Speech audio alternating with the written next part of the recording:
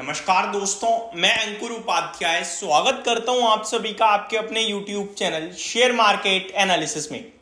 यहां पे आप सभी के साथ बात करने वाला हूं एग्जिट पोल्स के बारे में। देखो, ये वीडियो वैसे तो आप कह सकते हो कि अंकुर भाई इसके बारे में सबको पता चल गया है, आप दोबारा रिपीट क्यों कर रहे हो।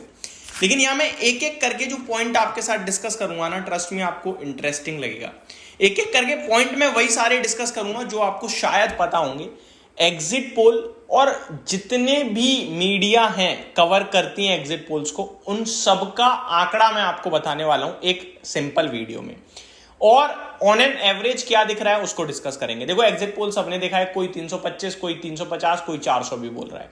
लेकिन यहां अलग अलग एग्जिट पोल जिसने पेश करे हैं वो मैं आपके साथ डिटेल में सिंपल भाषा में डिस्कस करने वाला हूं। अब बिना किसी देरी के शुरू करते हैं।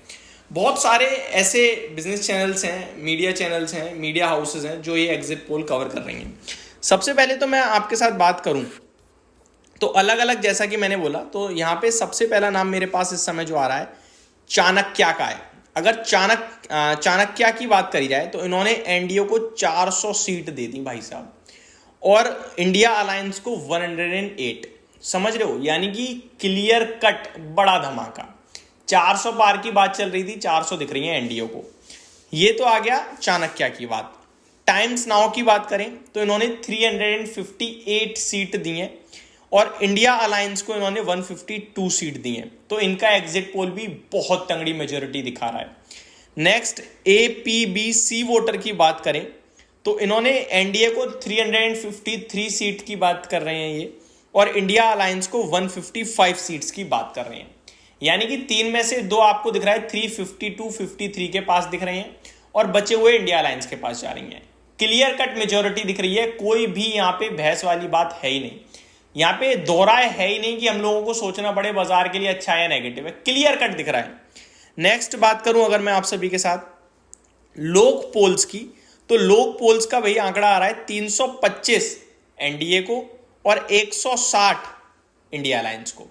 तो लोक पोल ऐसा दिख रहा है अभी तक जिसका सबसे कम आंकड़ा आया है एनडीए के लिए, वो भी 325 का है, और सबसे ज्यादा तो आपको चाणक्य का दिख रहा है 400 का आंकड़ा।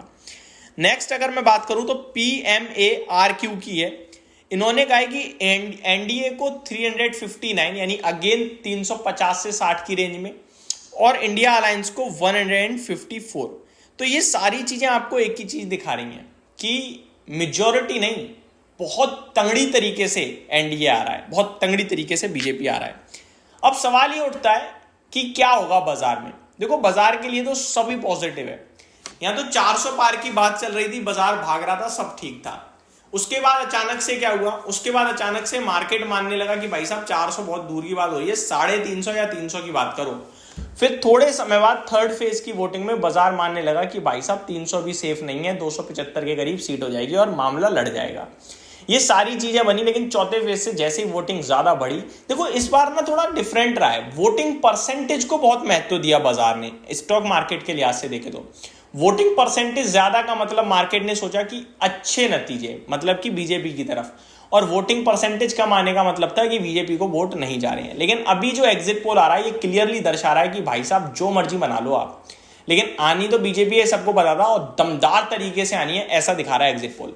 अभी भी कुछ लोग कहेंगे कि भाई साहब नहीं, मंगलवार तक का ही वेट करेंगे। हम भी करना चाहते हैं, आप भी करिए, लेकिन कल जो बाजार में होगा ना, बाजार 1 नहीं, 2 नहीं, 3 नहीं, 4 नहीं, 5 नहीं, 7 ट्रिगर है मार्केट के पास। कितने? 7 ट्रिगर। इनको मैं ऑलरेडी डिस्कस कर चुका हूं दिन की पहली वीडियो में 10:30 बजे, और आखिरी वीडियो जो मेरी आएगी उसमें भी मैं एक बार सब कुछ डिस्कस करूंगा कि ये 7 ट्रिगर प्लस स्पेसिफिक स्टॉक जो आपको वॉच करनी है और बाजार की रेंज, ये सारी चीजें।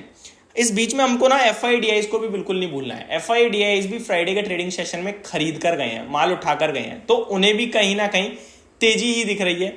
तो सिंपल सी लैंग्वेज में बोला जाए तो भाई साहब पकड़ के बैठे रहने में भलाई है, उठा पटक करने में नहीं है। इस बीच में ये सब पॉजिटिव होते हुए भी अगर बाजार कोई डिप मार दे तो आपको डरना नहीं है, आपको पकड़ के रखना है, क्योंकि मार्केट गिरेगा तो मैं हूं या कोई तीसरा बंदा हो, डेफिनेटली खराब खबर जरूर कवर करेंगे कि ये डर है जिसकी वजह से बाजार टूटा। लेकिन ये जो आज 7 पॉजिटिव चीजें हैं, इन पे भी तो बाजार रिएक्ट करेगा। यहाँ तो पॉलिटिकल से लेकर जीडीपी तक अच्छा हो गया है, इससे ज्यादा क्या चाहिए हमें।